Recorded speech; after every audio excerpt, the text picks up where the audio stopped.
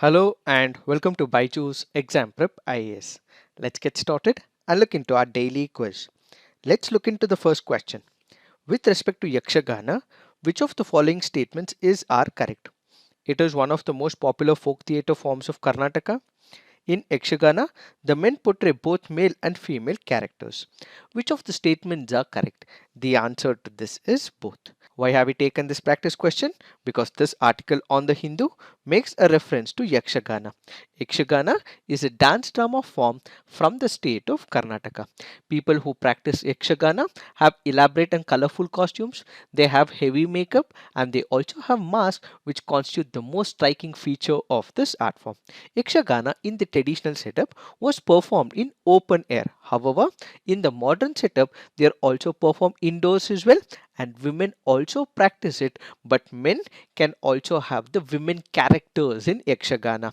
So the play is mostly written in Kannada language, and the narratives are drawn primarily from Hindu epics such as Mahabharata and Ramayana. Now if you look into other folk forms from multiple states in India, we have Gidda, which is performed in Punjab, Gomar, Rajasthan, Garba, Gujarat, Dandiya, Gujarat, Lavani, Maharashtra, Nautanki, Rajasthan, Uttar Pradesh and Bihar, Bawai, Gujarat, Tamasha, Maharashtra, Jatra, West Bengal, Odisha and Eastern Bihar, Yakshagana from Karnataka as we just discussed, and Theyam from the state of Kerala.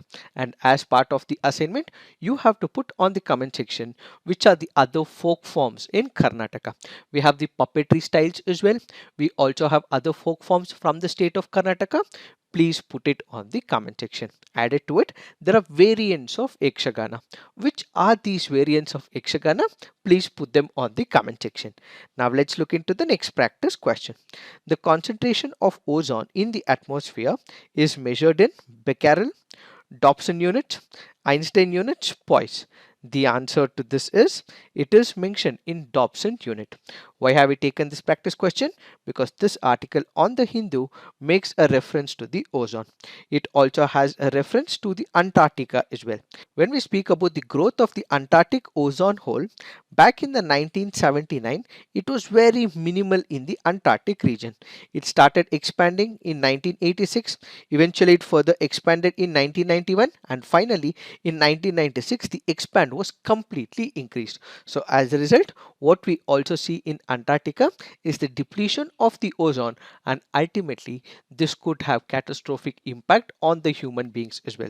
And how do we measure the ozone? The first instrument for the routine monitoring of the total ozone was developed by Gordon M.B. Dobson back in the year 1920. So this particular instrument is called as the Dobson spectrophotometer, which measures the intensity of sunlight at two ultraviolet wavelengths. How is it measured? One is the strongly absorbed ozone, the other is the weakly absorbed ozone. So the difference in light intensity at two wavelengths is used to provide a measurement of total ozone above the location of that instrument. So because Dobson was able to come up with this particular innovative measurement tool, pioneering scientists have traditionally been honored by having units of measurement named after them. So accordingly, the unit of measurement of total ozone is what is called as the Dobson unit. Now let's look into the next practice question. Consider the following statements with respect to smooth coated otters. They are found throughout India except mangrove forests and semi-arid regions. Smooth coated otter is listed as vulnerable in the IUCN Red List.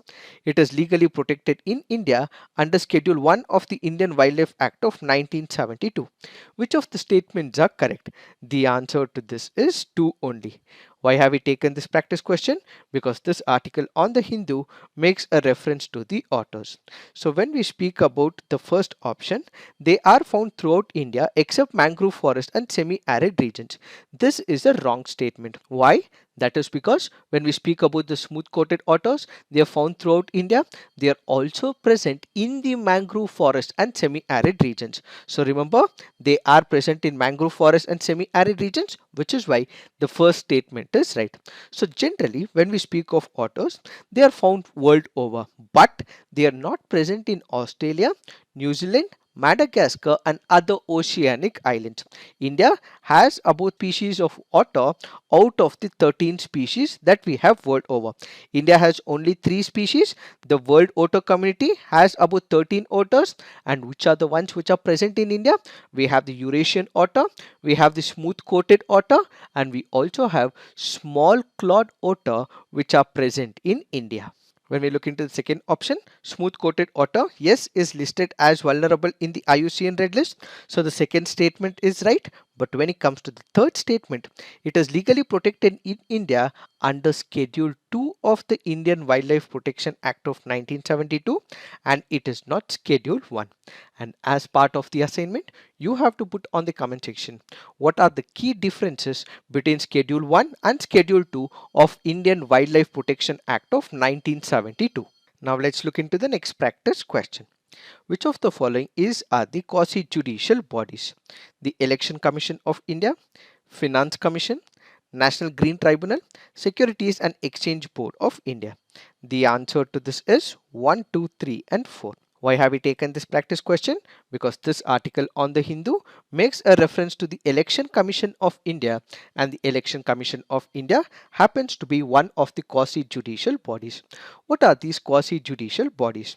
Let's take the example of the National Green Tribunal. What exactly happens? In case there is an environment related issue, there can be a order passed by the National Green Tribunal. Such an order passed by the National Green Tribunal is binding on the parties. So some of the judicial functions will be undertaken by this particular body is what is called as quasi-judicial. So they are not entirely judicial courts or the judicial bodies, but instead some functions of the judiciary are given to these bodies and tribunals. So basically they can issue an order, and such an order are compulsory and binding on the parties. So some of the quasi-judicial bodies in India include National Green Tribunal, Central Information Commission, National Human Rights Commission, tribunals and SEBI. And when it comes to the Election Commission of India, how is it a quasi-judicial body? The Election Commission is empowered to settle disputes regarding recognition granted to the political parties and candidates. It has the powers to act as a court for matters related to disputes arising out of the allotment of election symbols to political parties and candidates, and no two election symbols are the same even in different regions. So remember, these are some of the powers that are given to the Election Commission, and which is why the Election Commission is acting as a quasi-judicial body. Now let's look into the next practice question. The vegetation of Savannah consists of grassland with scattered small trees but extensive areas having no trees. The forest department in such areas is generally kept in check by one or more or a combination of some conditions. Which of the following are such conditions? Burrowing animals and termites, fire, grazing herbivorous, seasonal rainfall, soil properties. Select the correct answer using the code given below. The answer to this is 2, 3 and 4. This happens to be a previous year question from the year 2021. Now let's look into the fact of the day. The fact of the day for today's discussion is Pinaka. What is the context? A newer version of Pinaka rocket system was successfully flight tested by the DRDO and the Indian Army. So what is this enhanced version?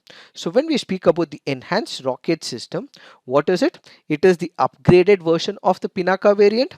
The Pinaka variant was in service with the Indian Army for decades together, and now what we see is an enhanced version of the existing Pinaka system.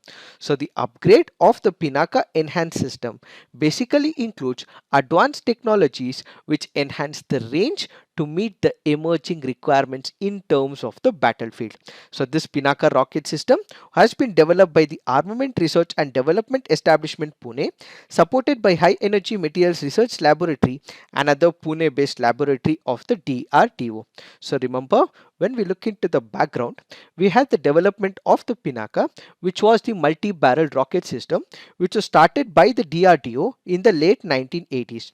This was an alternative to the multi-barrel rocket launching system of the Russian make called the Grant and the Smerch, which are still in use. So what is this Pinaka basically?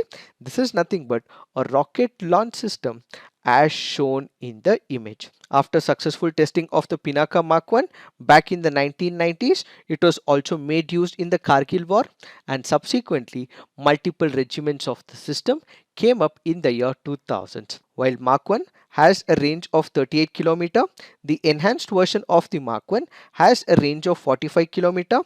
Pinaka Mark 2 has a range of about 60 km, and the guided Pinaka system has a range of about 75 km. So remember, this also has an integrated navigation control and guidance system to improve the end accuracy and enhance the range, and ultimately the navigation system of the guided Pinaka missile is also aided by Indian Regional Navigation Satellite System, or what is also called as the IRNSS or the NAVIC. So remember, with this particular test that has been initiated by the DRDO, the requisite accuracy and consistency parameters were achieved by the rocket, meeting all the trial objectives because of the successful launch. The article further makes a mention of the aerial denial munition rocket. What is it? These are the category of ammunition used to prohibit the adversary from occupying or passing through a particular area. It is this that we have to understand in reference to the Pinaka. So this is it for today. Thank you for watching. All the best.